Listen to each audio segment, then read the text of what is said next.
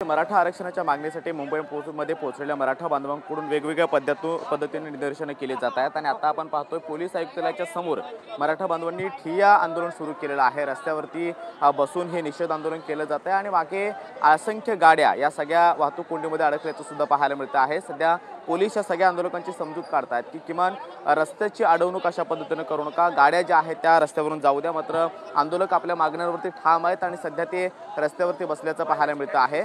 Police आयुक्तालयाच्या अगदी समोरचा हा सगळा परिसर आहे। एका बाजूला आपण पाहतो की पाठीमागे शेकडो वाहनं वाहतूक कोंडीमध्ये अडकलेली आहेत, तर दुसऱ्या बाजूला क्रॉफर्ड मार्केटकडे जाणारा जो काही रस्ता आहे तो पूर्णपणे मोकळा असल्याचं पाहायला मिळतं आहे। जवळपास 1.5 तासापासून हे सगळे आंदोलक रस्त्यावरती बसून ठिय्या आंदोलन करतायत। पोलीस या ठिकाणी आता पोहोचलेले आहेत। पोलिसांच्या माध्यमातून या सगळ्या आंदोलकांची समजूत घालण्याचा प्रयत्न जो आहे तो केला जातो आहे। त्याचबरोबर वेगवेगळ्या पद्धतीने ही निदर्शनं जी आहेत ती 3 दिवसापासून या सगळ्या परिसरामध्ये केली जात आहेत। मुंबईतल्या आझाद मैदानामध्ये जेवढी गर्दी आहे त्याची तेवढीच गर्दी मुंबईच्या आझाद मैदानाच्या बाहेर सुद्धा आपल्याला पाहायला मिळते आहे।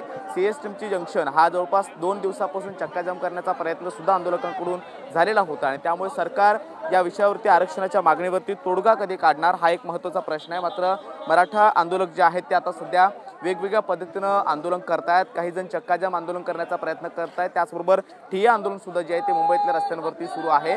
सकाळची वेळ आहे, या सगळ्या मराठा बांधवांची नाश्त्याची सोय सुद्धा वेगवेगळ्या सामाजिक संस्थांच्या माध्यमातून सुद्धा केली जाते आहे। मात्र प्रशासन आमची योग्य ती काळजी घेत नाही असा देखील आरोप या सगळ्या आंदोलकांकडून केला जातोय। तर दुसरीकडे आपण पाहतोय रस्त्यावरती उतरून ही निदर्शनं जी आहेत ती आता मराठा बांधवांकडून केली जात आहेत। क्रॉफर्ड मार्केटच्या सगळ्या परिसरामध्ये आपण पाहतोय हे सगळे मराठा बांधव जे आहेत ते गाड्यांच्या समोर ठिय्या आंदोलनासाठी बसलेले आहेत आणि आरक्षणाच्या मागणीवरती ते ठाम आहेत।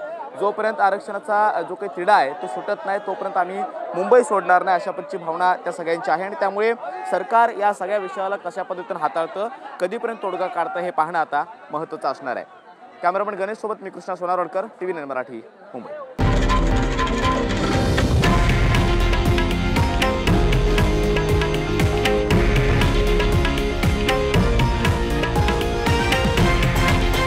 हे आहे देशातील नंबर 1 न्यूज नेटवर्क आणि आपण पाहत आहात TV9 मराठी, एकमेव।